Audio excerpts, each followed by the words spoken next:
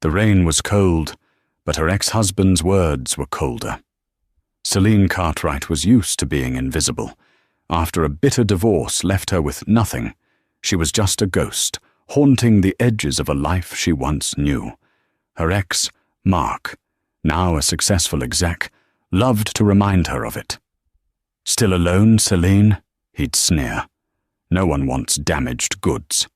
He laughed in her face, secure in his new life, until the night of the Metropolitan Gala. That was the night a hand took hers, a hand belonging to the city's most elusive billionaire. And in front of everyone, he didn't just acknowledge her. He called her his bride. The coffee shop's bell tinkled, a cheerful sound that felt like a personal insult to Celine Cartwright. It meant another customer, another fake smile, another few minutes stuck in the steamy, espresso-scented purgatory of her post-divorce life. She'd once curated art for the Viridian Gallery. Now she curated latte art, and poorly. Her shift was over. 8 hours of foam and steam had left her smelling faintly of burnt milk. She pulled her thin coat tighter. The November wind off the pavement was brutal, slicing through her jeans. She kept her head down, a familiar posture of defeat. Well, well, well. If it isn't Celine. The voice hit her like a physical slap. It was smooth, confident, and dripping with the kind of casual cruelty she knew better than her own heartbeat. She looked up. Mark Denton, her ex-husband. He wasn't just surviving, he was thriving. His suit was a custom-tailored masterpiece of dark charcoal wool. His shoes reflected the grey sky like polished obsidian. And his watch, the one she'd argued against as too extravagant back when they were married, flashed under the streetlight. And he wasn't alone. Hanging on his arm was a woman who looked like she'd been assembled in a lab for the specific purpose of making other women feel inadequate. She was all sharp angles, glossy hair, and effortless boredom. This must be Tinsley Lattimore, the shipping heiress Mark had been just networking with during the final 6 months of their marriage. "Mark," Celine said. Her voice was a dry rasp. She willed the pavement to open and swallow her. "Tinsley, darling," Mark said, not taking his eyes off Celine. "This is my ex-wife." Yes, the ex-wife. The one who thought art history was a viable career path. Tinsley gave Celine a look that was less a look and more a species evaluation. It was a glance that took in Selena's worn boots, her frizzy, rain-dampened hair, and the faint coffee stain on her coat cuff. Tinsley's perfectly sculpted nose wrinkled. "Oh, Celine is working at that little coffee place now, isn't that right?" Mark smiled, a wide, predatory flash of white. "Keeping busy. Good for you. It's important to have hobbies." Each word was a pinprick, designed to deflate. Celine just stood there, her canvas tote bag feeling suddenly heavy with its single, sad contents. A library book and a half-eaten granola bar. "I have to go, Mark." "So soon?"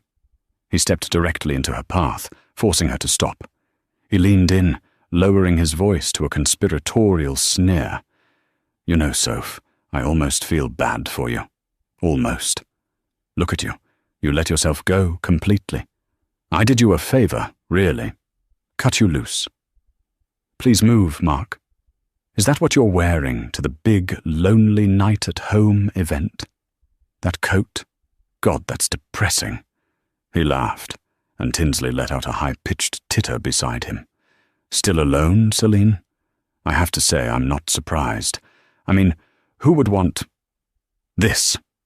He gestured vaguely at her entire being. "No one wants damaged goods.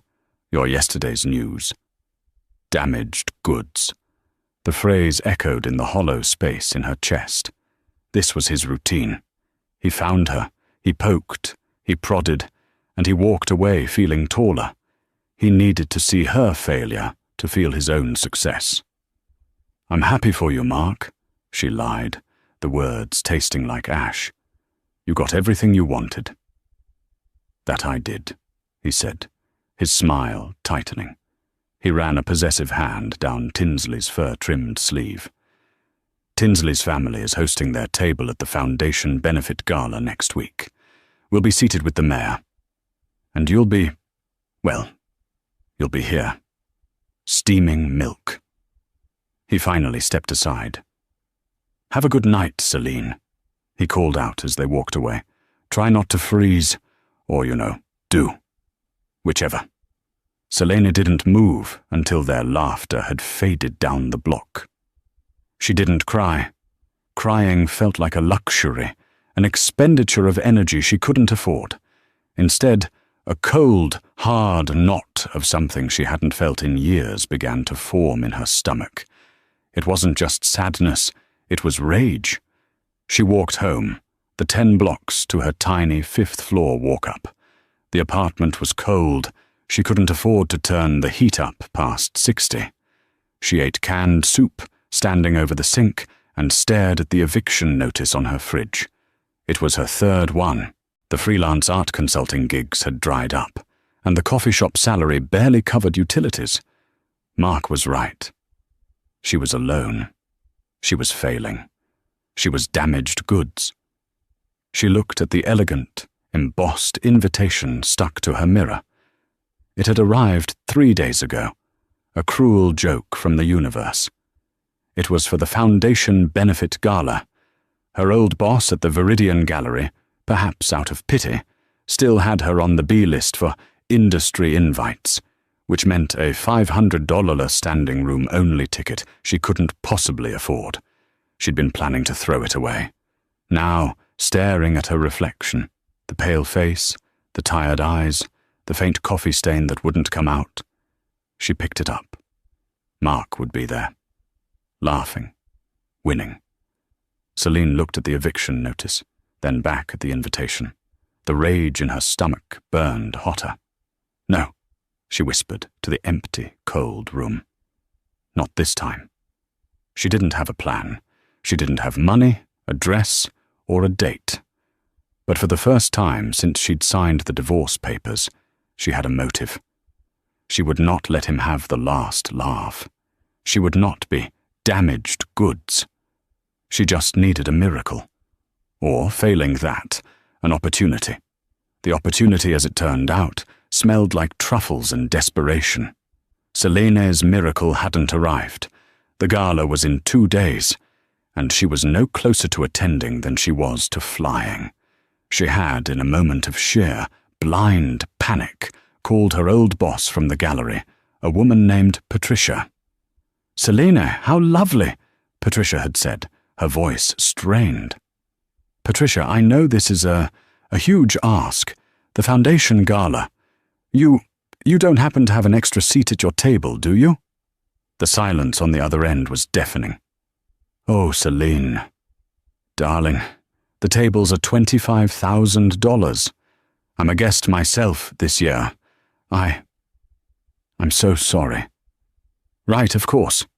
Stupid of me," Celine murmured, shame heating her face. "But," Patricia said, perking up, "I did just get a frantic call. My friend Anne is running the catering for the event. Anne's Elegant Edibles. She just had 2 servers call out with the flu. It's a black tie attire gig for the servers, but it pays $500 for the night. Cash." Selene's heart sank, then, pragmatically, rose again. It wasn't the triumphant entrance she'd pictured. It was the service entrance. But it was in. And $500 was half her rent. It was more than a motive. It was a necessity. "I'll do it," Selene said. 2 days later, Selene stood in a cramped, humid kitchen in the sub-basement of the Metropolitan Museum of Art. The gala had taken over the entire Egyptian wing. Upstairs, a string quartet was playing. Downstairs, Celine was in a starchy, ill-fitting black uniform, trying to balance a tray of champagne flutes that was heavier than her entire body. "Cartwright," barked the catering manager, a stressed man with a clipboard. "You're on appetizers. Wing C.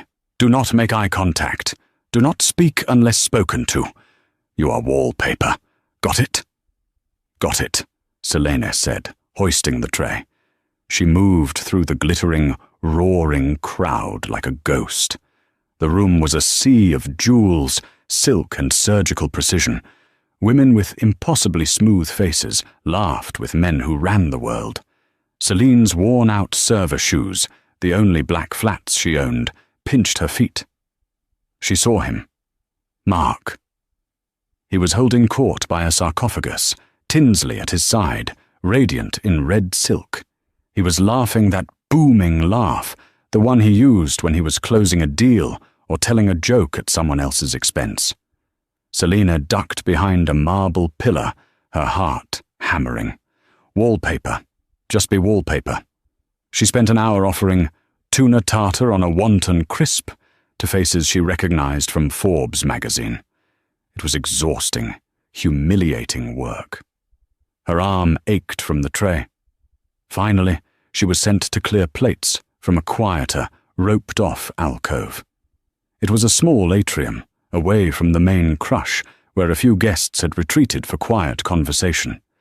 She was gathering dessert plates when she backed into someone, hard. A plate clattered, and a half-eaten lemon tart wobbled precariously.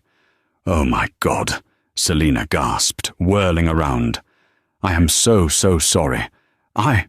She was talking to a chest, a very broad chest, in a tuxedo that was so perfectly cut it must have been sewn onto him. She looked up. The man wasn't angry. He wasn't anything. He was just watching her. He had dark, intense eyes that seemed to be cataloguing everything, the cheap uniform, the stray wisp of hair escaping her bun, the tremor in her hand. He was older, perhaps in his late 40s, with touches of grey at his temples. He was, Selene realized with a jolt, devastatingly handsome, but not in the flashy way Mark was. This was a quiet, powerful stillness. "My apologies," the man said. His voice was a low, smooth baritone. "I was in your path." "No, I'm the one," Selene stammered, rescuing the lemon tart. "I'm so sorry, sir.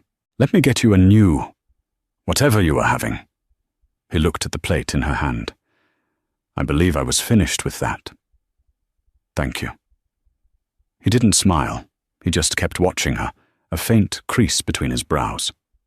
"Right. Of type. I'll just clear this." She felt like a complete idiot. She wasn't just wallpaper, she was clumsy wallpaper. She turned to leave, but his voice stopped her. "You don't belong here." Selene froze. Was he getting her fired? "Sir, I promise, I'm just—" "Not as a server," he clarified, still in that quiet, assessing tone. "You're wearing the uniform, but your posture is wrong. You're angry." Selena's head snapped up. I'm not." "Yes, you are," he said, not unkindly. "You're angry, you're humiliated, and you're watching someone." He subtly tilted his head toward the main hall, in the general direction of where Mark was holding court. "Who is he?" Selene was so stunned she answered honestly. "My ex-husband." "Ah." A flicker of something. Understanding? Amusement? Crossed his features. "The one with the laugh. You heard it?" "Everyone in 3 Wings heard it. He's trying too hard. The girl he's with. Her father's money is old. His is new. He's desperate for approval." Selina stared at him. He had just dissected Mark and Tinsley's entire relationship in 2 sentences. "And you're here? Why?" he asked. "To serve him mini quiches? That seems like a poorly planned revenge." "I needed the money," Selene said, the admission burning her throat. And I think I just wanted to prove I could be in the same room, even if I'm invisible." "You are," he said, categorically. "Not invisible." He looked at her, truly looked at her. for the first time all night. He wasn't looking at her uniform. He was looking at her eyes. It was more intimate than any touch. A woman in a glittering green dress appeared at the entrance to the atrium. "Gregory, there you are. They're about to start the auction. We need you." The man, Gregory, didn't take his eyes off Celine. "I'll be there in a moment, Cynthia." The woman scurried away. "Gregory," Celine whispered, the name clicking. Gregory Preston. She hadn't recognized him. He was famously private. Gregory Preston, the reclusive billionaire head of Preston Enterprises, a man who bought and sold companies like baseball cards, a man whose net worth was whispered to be in the dragon category, so rich, unicorn didn't cover it. He finally smiled, just a small, private quirk of his lips. "You have a stain," he said. "What?" He reached out, not to touch her, but to gesture. "On your collar. Coffee, I think." It was the stain from this morning, the one that wouldn't come out.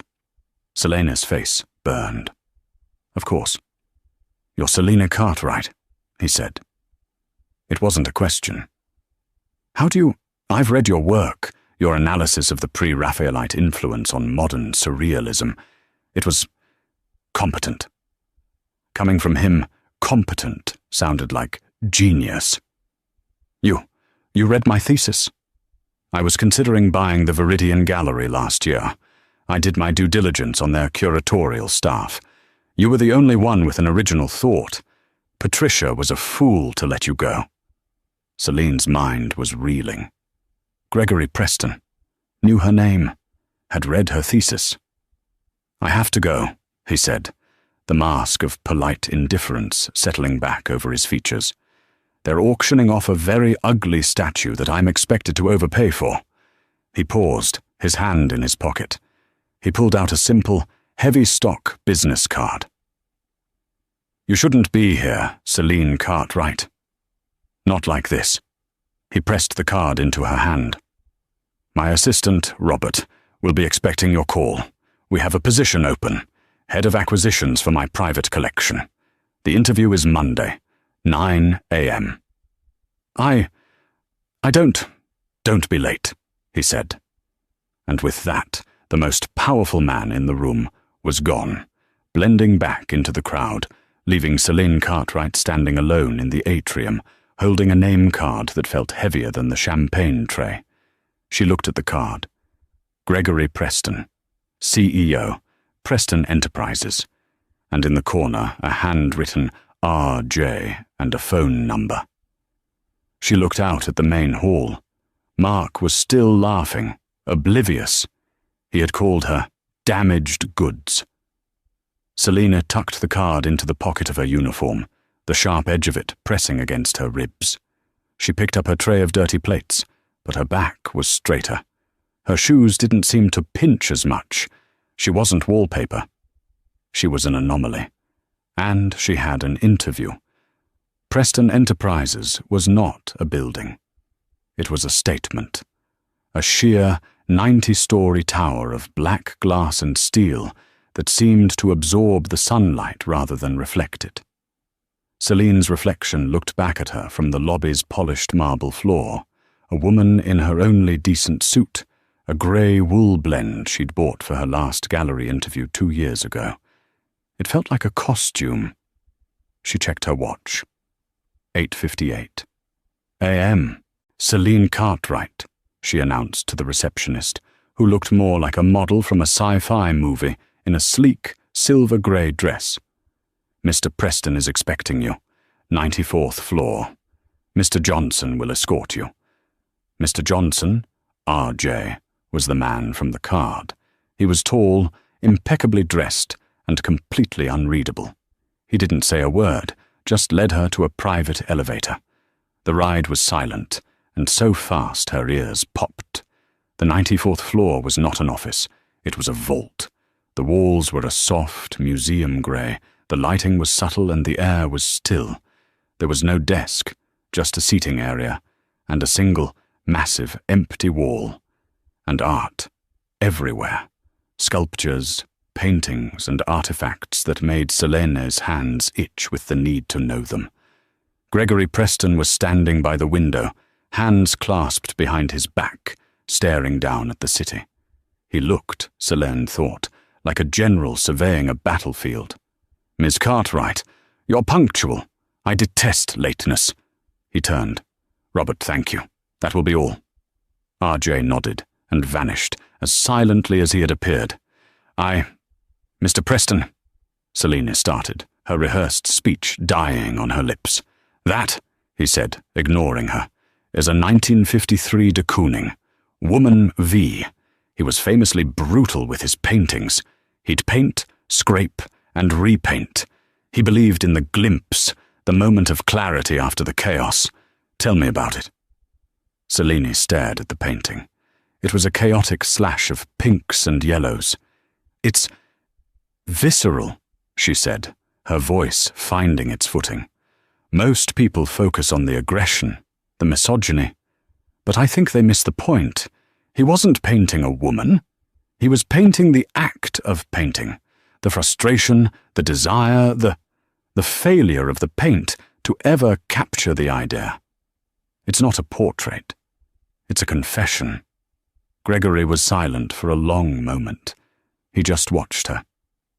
"Competent," he said again. "And that?" He gestured to a smaller canvas in a simple frame. It was a quiet, moody landscape of the Scottish Highlands. "A mid-period work by Anne Finlay," Selene said instantly. "It's barely known. She was overshadowed by her male contemporaries.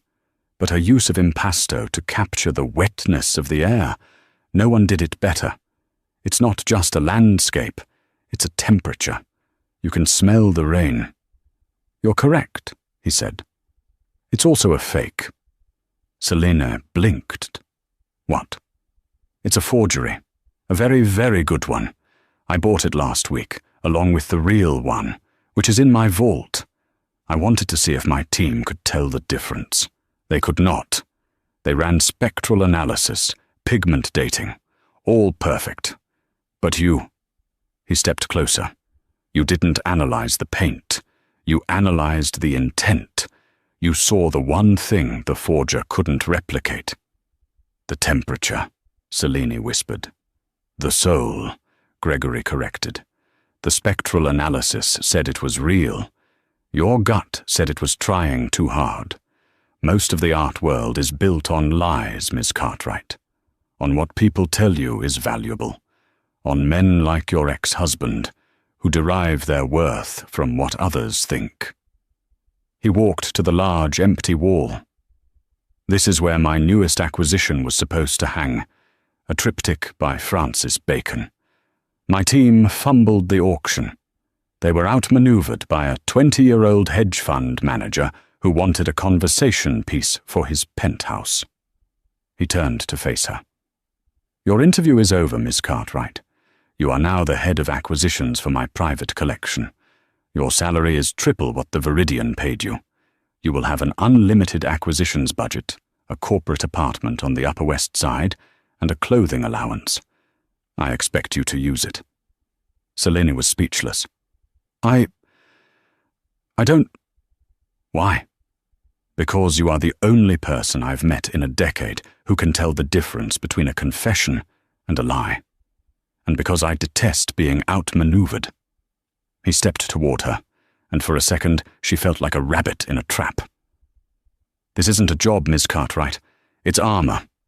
Your life, as you knew it, is over. From now on you are not Selene, the barista. You are not Selene, the ex-wife. You are Miss Cartwright, my agent. You are a fortress, my fortress. You will be polite, you will be ruthless, and you will never, ever let them see you stain your clothes." "Who is they?" Selene asked, her voice trembling. "Everyone," he said. He handed her a black, impossibly heavy credit card. "Robert will show you to your new apartment. Your old life is packed. My people were very efficient." You packed my apartment?" "The eviction notice was unsightly. We settled your lease. You start tomorrow. "Your first assignment," he said, a dangerous glint in his eye, "is to find me a better bacon. And I want you to personally outbid the hedge fund manager to get it." Celine walked out of Preston Enterprises 2 hours later. She was in a daze. Robert had shown her the apartment. It was a 3-bedroom pre-war, furnished with a sparse, elegant taste that was both beautiful and cold. Her few shabby belongings were in a box in the walk-in closet. She stood on the street, the black Amex feeling hot in her hand. She was, for all intents and purposes, a new person. A familiar black town car pulled up to the curb, and Celine instinctively stepped back. Mark Denton got out, straightening his tie. He was, she realized, coming into the Preston building. He must have a meeting. He saw her. His face, for a split second, was a mask of pure confusion. "Celine?" he said, as if she were a ghost. What are you doing here? Are you cleaning this building now? I thought you were better than that." The old Selene would have shrunk. The old Selene would have hidden the coffee stain and apologized for existing. The new Selene simply looked at him. She let her gaze travel from his shiny shoes to his overconfident smirk. She didn't say a word.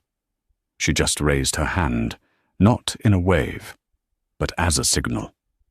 A yellow taxi, as if summoned by magic, screeched to a halt. Selene got in. She looked back at Mark, who was still standing on the sidewalk, his mouth slightly open. "Have a good day, Mark," she said, and her voice was as smooth and cold as the marble in the lobby she had just left. The cab pulled into traffic, leaving him standing in her wake. It was the first small victory, and it tasted sweeter than any coffee she had ever served. 6 months passed. 6 months of 80-hour weeks, of flying to Paris for a breakfast meeting and being in Hong Kong by dinner. Selene learned to sleep on planes and to negotiate in 4 languages. She learned that a clothing allowance wasn't a suggestion. It was a uniform. She now owned more shoes that cost 4 figures than she had, 6 months ago, dollars in her bank account. Her hair was cut in a sharp, elegant bob. Her wardrobe was a collection of silks and cashmeres in shades of black, grey, and navy. She was, as Gregory had demanded, a fortress. But he had underestimated her. She wasn't just a fortress. She was a weapon. She hadn't just found him a better bacon. She'd found the lost bacon, a piece rumoured to have been destroyed in a fire. She tracked it to the private vault of a disgraced Japanese billionaire, and, in a silent, 48-hour bidding war, she hadn't just outbid the hedge fund manager. She'd bankrupted his new art fund. Gregory had almost smiled. Their relationship was intense, forensic, and utterly devoid of romance. It was a meeting of 2 very sharp minds. They argued, not about feelings, but about value. "Don't tell me what's popular, Celine," he'd barked at her during a video call. "I can hire a teenager with an Instagram account for that. Tell me what matters. Tell me what will still matter in 100 years. She'd fired back. "And I'm telling you that this unknown sculptor from Berlin matters. His work isn't popular, it's true. And if you can't see that, you're not a collector, you're just a very rich hoarder." The line had gone silent. She'd thought she was fired. "Buy his entire collection," Gregory said, and hung up. She hadn't seen Mark. She hadn't had time. Her old life felt like a bad dream, a story that had happened to someone else, until the night of the Sotheby's winter auction. She was there to acquire a small, perfect Vermeer. Gregory was, for the first time, attending with her. He hated auctions, but this was a major play. Selene was on the floor, sleek in a dark, emerald-green dress, her presence commanding a quiet respect. The auctioneer knew her. The gallery owners feared her. She was Miss Cartwright. and then she saw him. Mark. He was standing with Tinsley Lattimore near the Impressionists. Tinsley was radiant. But Mark looked frayed. He was laughing too loudly, drinking champagne too fast. He saw her. The laughter died in his throat. He didn't see the coffee-stained barista. He saw a woman in a $10,000 dress, with skin that glowed from expensive facials and an aura of untouchable power. He saw Gregory Preston, the dragon himself, lean in and whisper something in her ear. And he saw Selene laugh and shake her head as if they were equals. Tinsley whispered, "My God, is that Celine?" Mark's jealousy was a physical, choking thing. It was white-hot and immediate. This wasn't possible. The universe had made a mistake. He waited until Gregory had stepped away to take a call. Then he pounced. He cornered her by the bar. "Well, Celine," he slurred, his voice thick with a mix of champagne and spite. "Quite the upgrade. Let me guess. You're his personal shopper, or is it a more personal arrangement?" The sting of the insult was familiar, but this time it didn't land. Selena looked at him, not with anger, but with a kind of detached pity. He was so small. "Hello, Mark." "Tinsley," she said, her voice a low, smooth contralto. "Lovely to see you." "Don't hello Mark me," he snapped. "What is this? Who are you with? How did you get in here?" "I'm here for the Vermeer," Selene said, sipping her sparkling water. "Lot 42, and you're standing in my light." "Don't you dare," he hissed, grabbing her arm. "Don't you dare look down on me. I know who you are. You're nothing. You're just a girl from the suburbs who got lucky." Selene didn't flinch. She didn't pull away. She just stared at the hand on her arm until Mark's fingers, as if scorched, recoiled. "You're wrong, Mark," she said, her voice dangerously quiet. "I know exactly who I am. I'm the person who just bought the painting you were bragging about in the lobby, the one Tinsley's father wanted for his birthday. I bought it this afternoon. From his dealer. Before it even went to auction." Mark's face went white. "Now, if you'll excuse me," Selene said, giving him a small, sharp smile she had learned from Preston. "I have a bid to make." She turned and walked away, her back straight, her heels clicking on the polished floor. Mark was left fuming, his hands clenched. Tinsley watched Selene go, her eyes wide. She looked at Mark's furious, mottled face. For the first time, she wasn't looking at a catch. She was looking at a liability.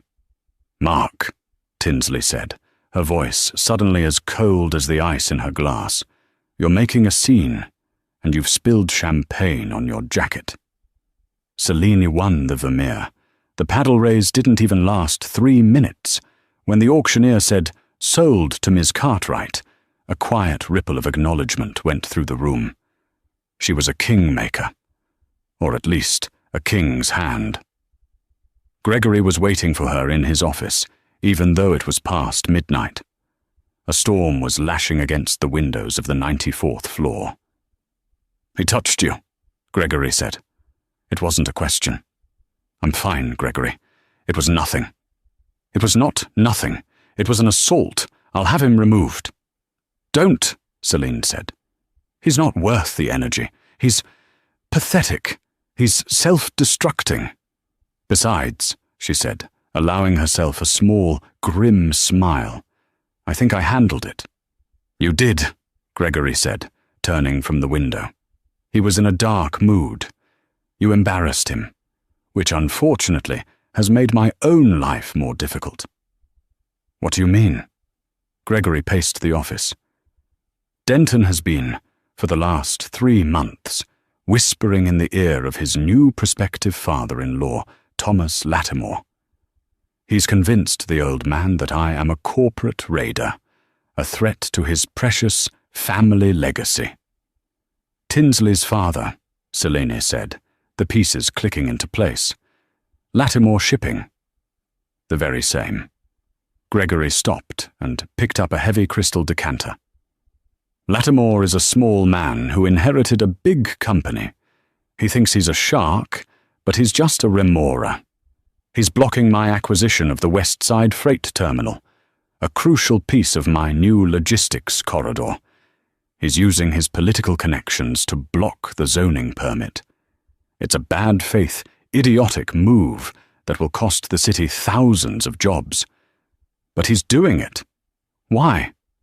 Because your ex-husband told him to. Because Mark Denton, in his pathetic, jealous rage, has convinced Thomas Lattimore that this is a personal war, that I'm trying to destroy him, that I stole you. Selina felt a cold chill. This is because of me. It's because he's a parasite, Gregory corrected, his voice sharp. But he has given me an idea. He set the decanter down with a heavy thud. The storm outside raged. Lattimore is an old-world fool, Gregory said, his eyes aflame with a sudden, cold calculation. He respects only two things, money and family. He thinks I'm a machine. He can't get a read on my personal life, so he can't find a weakness. He can't predict my moves. He thinks this freight terminal is just business. And it's not? It's everything, Gregory said. But he needs to believe it's personal. Right now, he thinks I am obsessed with Mark. Your stunt at the auction tonight, it confirmed his worst fears. He thinks I'm using you to get at Denton. But you're not, Celine said, though a sliver of doubt entered her mind. My motives are irrelevant, Gregory said. Lattimore's perception is all that matters, and we're going to give him a new perception. We are going to give him a weakness he can understand. He turned to face her, his expression unreadable. Thomas Lattimore and his wife are hosting the annual preservation ball in 2 weeks. It is the undisputed event of the season. Your ex-husband and his fiancée will be front and center at the main table. Lattimore will be giving a speech. And you want me to go? Selena asked. To outbid him for a centerpiece? No, Gregory said. I never attend these things. They are a grotesque waste of time. But this year, we are attending, and we are not just attending. He paused, letting the weight of the moment settle. Lattimore needs to see that I'm not a corporate raider. I'm a dynasty builder. He needs to see a side of me he can't predict. He needs to see that I'm settled, that I'm not a threat, I'm an ally. He needs a weakness to exploit. I don't understand, Selene said. What weakness? Gregory looked her straight in the eye, his gaze so intense it was almost a physical blow. I need to rattle them, Celine. I need to break Mark Denton's brain. I need to walk into that ballroom and stop the music. And how do we do that? We don't, Gregory said. I do, with my partner. Gregory, what are you? I need, Gregory Preston said, his voice dropping to a whisper. A fiancé. Celine recoiled as if he had struck her. A fiancé?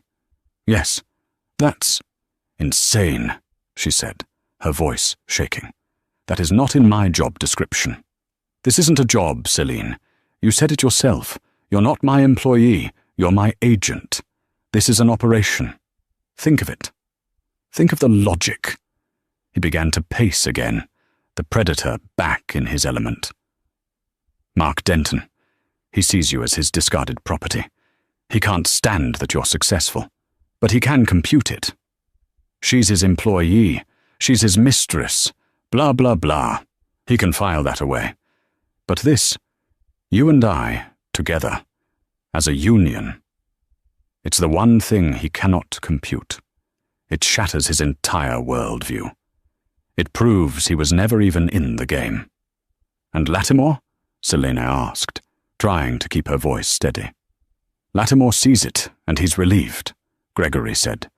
Ah, Preston isn't a wolf. He's a man. He's in love. He's building a home. He's not a threat. He's a potential in-law. Old world fools love a wedding. It's the only business they understand. He'll stop seeing me as a rival and start seeing me as a peer.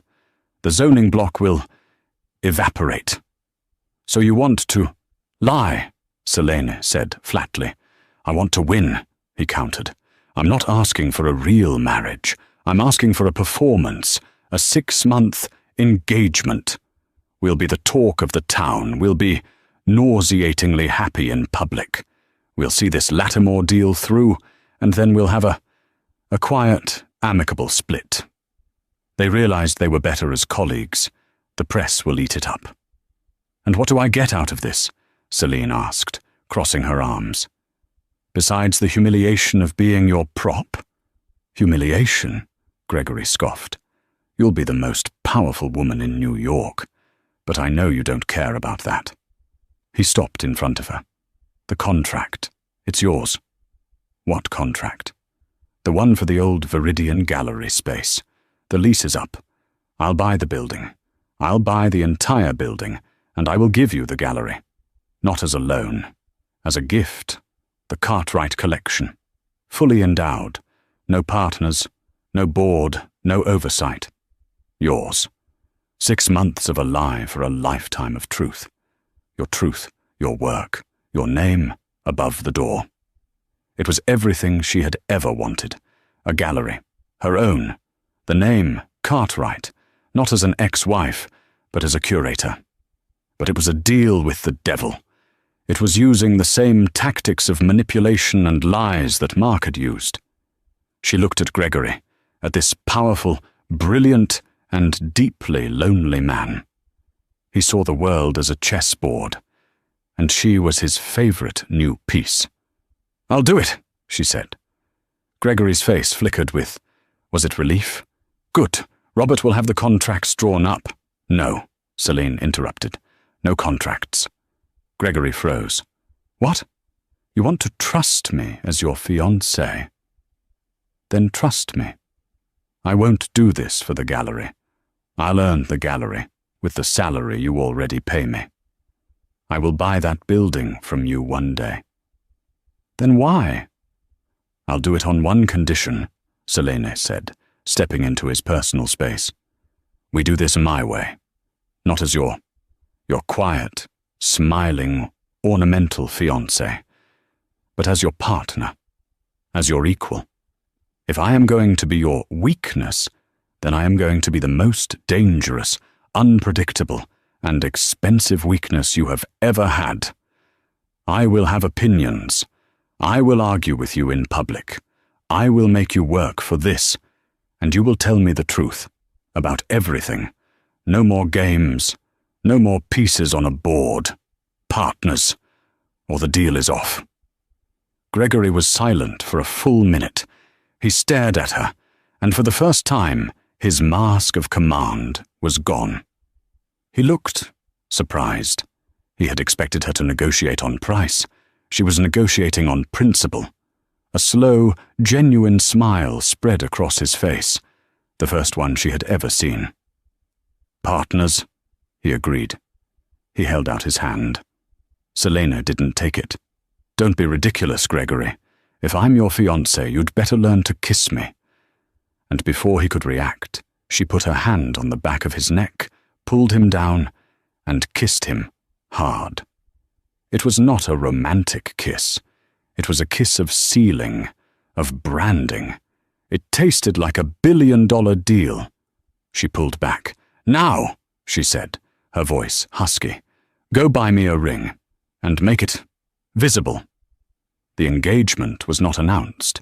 It was detonated. The next day, Selena was seen having lunch with Gregory at La Grenouille. This in itself was a page 6 item. But it was the ring that stopped traffic. It was not a diamond. It was a flawless, 30-carat, pigeon's blood ruby, surrounded by black diamonds. It was a statement. It was a get out of my way. The headline ran the next morning, a blurry photo of her hand against his. Preston's ruby? Billionaire's mystery woman rocks a rock. Mark Denton saw the paper. He laughed. He threw it across the room. "It's a fake!" he yelled at Tinsley. "It has to be. He'd never—" "Not with her. She's damaged goods. She's playing him."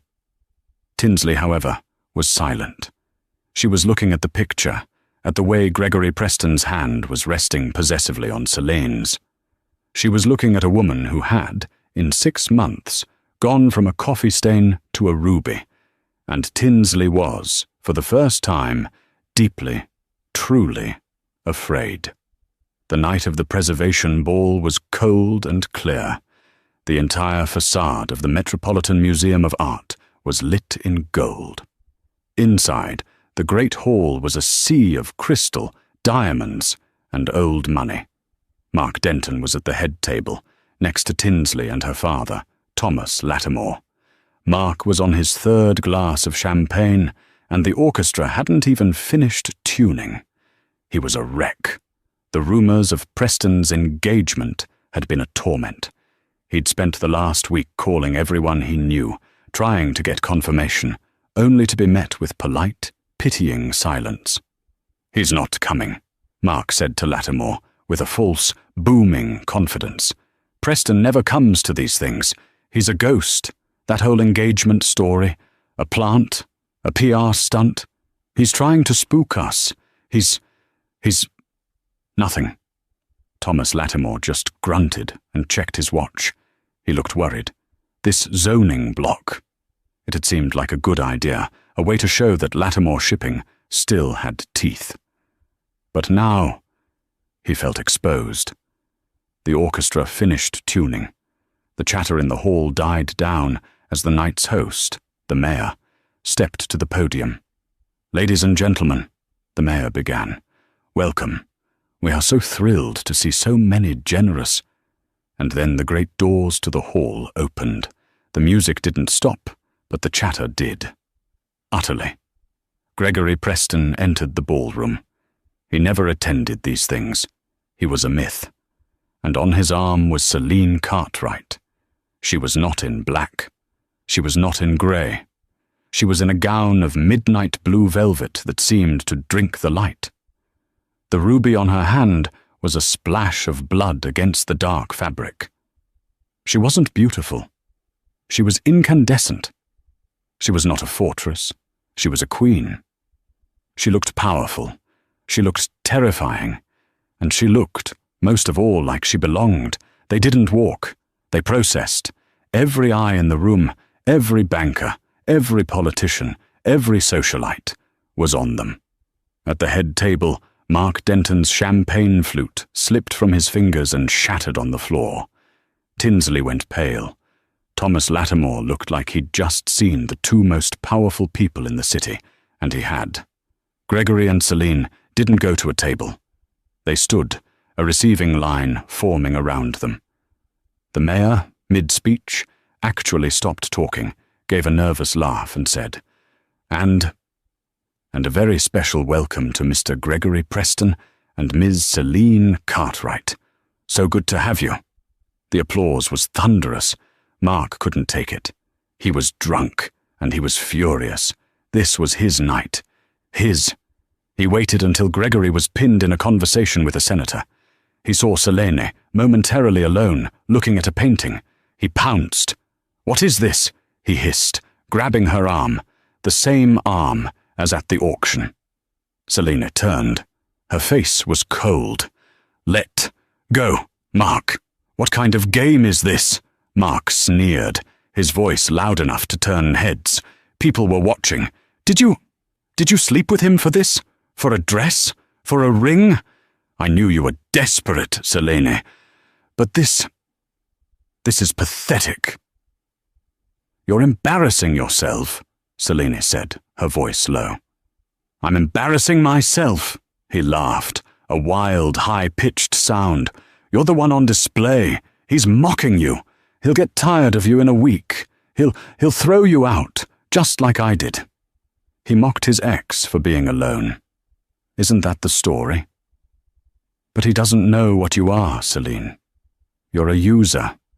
A a coffee-stained little. A hand, large and powerful, landed on Mark's shoulder. The grip was so tight, Mark winced, and his hand fell from Selena's arm.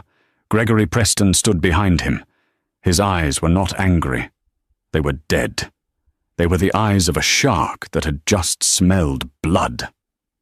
"That's enough, Denton," Gregory said, his voice a low, pleasant baritone that somehow cut through the entire hall. The room was silent. Mark, emboldened by champagne, wheeled on him. "Stay out of this, Preston. This is between me and my—" "You're nothing," Gregory said. "You are drunk, you are loud, and you are finished." "And you," Mark jabbed a finger at the billionaire. "You think you've won? You think taking my leftovers makes you a man? You're with her. She's nothing. She's a washed-up, lonely barista. She's damaged goods." The silence in the room was absolute. Selena didn't move. She just watched Mark sign his own death certificate. Gregory Preston smiled. It was a cold, devastating, beautiful smile. He looked at the crowd, then at Mark. He gently took Selena's hand. "He mocked his ex for being alone," Gregory said, his voice clear and carrying, silencing the entire room. He was repeating Mark's words, turning them into a proclamation. He looked at Selena, his gaze softening, a look of such profound something that it made her heart stop. Until a billionaire took her hand. He lifted Selena's hand, the one with the impossible ruby ring. He turned it over and kissed her knuckles, and called her his bride. The last word hit the room like a thunderclap. "Bride?" Selena's head snapped to him. "Bride? That wasn't the plan. The plan was fiancé. The plan was 6 months." Mark's face collapsed. It went from red to white to a mottled, sickly grey. The humiliation was total.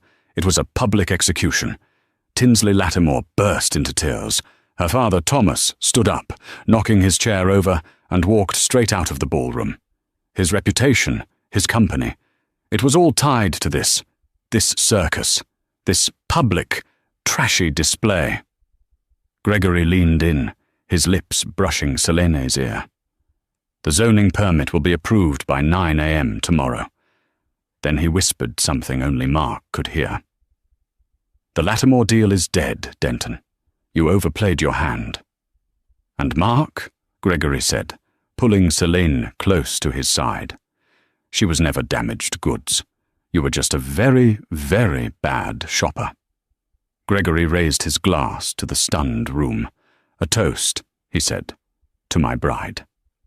And he kissed Selene, right there, in front of everyone, as the flashbulbs of 100 cell phones went off, sealing their fate and ending Mark's.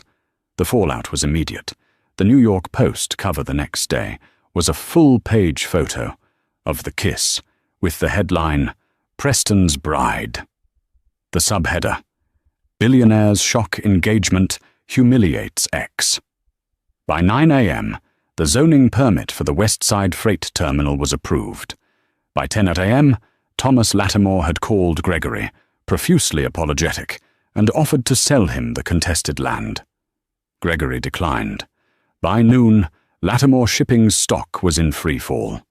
Thomas Lattimore, in a panic, fired the man responsible for the reputational damage to his family, Mark Denton.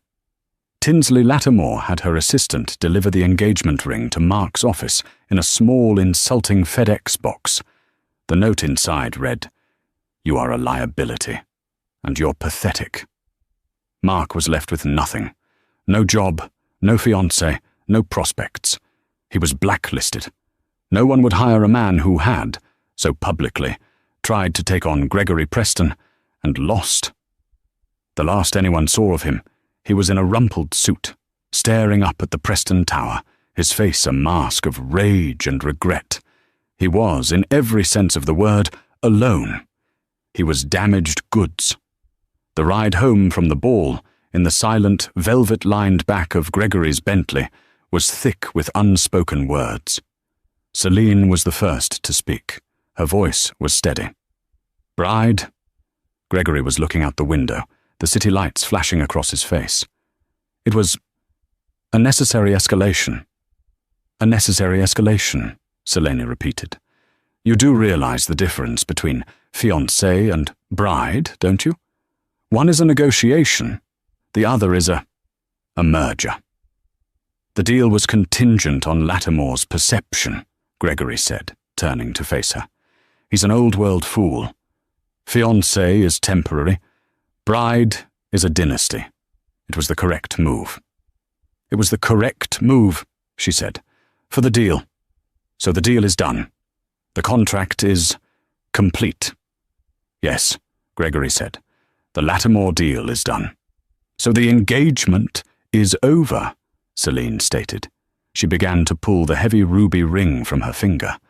"I suppose Robert will have the amicable split press release ready by morning." "The contract is void," Gregory said. Celine's heart, for some stupid, illogical reason, sank. She'd won. She'd won everything. The gallery, her freedom, her revenge. So why did it feel like a loss? "So," she said, her voice hollow, "I'm fired?" "No, Miss Cartwright." He put his hand over hers, stopping her from removing the ring. His skin was warm. "You're being promoted." Selena looked up, her eyes meeting his. The game face was gone. The CEO was gone. It was just Gregory. "Promoted to what?" she whispered. "Head of spontaneous public humiliations." A small smile touched his lips. "My partner. In everything." He took her other hand, the one without the ring. "The Lattimore deal was just paperwork, Celine. The gallery is yours. That was always true. But this," he gestured between them, "this is the real acquisition. This, us, was a business arrangement, Gregory. You said it yourself." "Was it?" he asked. "Was it just business when you defended that sculptor from Berlin? Was it just business at the auction? Was it just business when you kissed me in my office and told me to buy you a visible ring?" Selena's breath hitched. I don't want a 6-month performance, Celine. I don't want a prop. And I don't want a fortress." He looked at her, his gaze so raw and honest, it undid her completely. "I want a partner, a real one, the one who isn't afraid to tell me I'm wrong, the one who can see the soul in things." "Gregory," she whispered, This is insane. Is it? Or is it the only thing that has ever made sense? You walked into that gala as a server. You walked into my office as an applicant. But you walked into my life as an equal." Celine looked at the man in front of her. He wasn't a billionaire. He was a man. Complicated, brilliant, and as lonely as she had been. They were two sides of the same, rare coin. A slow smile spread across her face. A real one. "My interview," she said, her voice playful. "What?" "My interview. To be your bride. You said it in front of the mayor. I'm holding you to it." Gregory looked confused. "Celine, I'm proposing." "I know," she said. "And I'm telling you. My interview is Monday, 9 a.m., my office. And this time, I'm negotiating." Gregory Preston stared at her for a long moment, and then he did something she had never heard him do. He threw his head back and laughed. It was not a boom, like Mark's. It was a deep, warm, genuine sound of pure joy. "I look forward to your terms, Miss Cartwright," he said, pulling her close. "Mrs. Preston," she corrected him. "My terms are extensive." The car drove on into the night, carrying the two most powerful people in the city, and for the first time in her life, Celine Cartwright was not alone. She was not damaged. She was, finally, and completely acquired. And she thought, as he kissed her again, so was he. And just like that, the game was set. Selene had walked into that gala as a ghost, but she was walking out as a queen in training. The story of Mark's humiliation was just beginning, and the world had no idea the lengths Gregory Preston would go to settle a score. What happens when a woman with nothing to lose teams up with a man who has everything to gain? The fallout will be legendary. Wasn't that a wild ride? If you loved this story, you know what to do. That like button isn't going to smash itself, and my team tells me that if you hit subscribe, it sends a tiny shockwave of joy directly to the algorithm. Don't forget to share this with someone who loves a good comeback story, and drop a comment below. What do you think Mark's face looked like when he heard the word bride? I'll see you in the next video.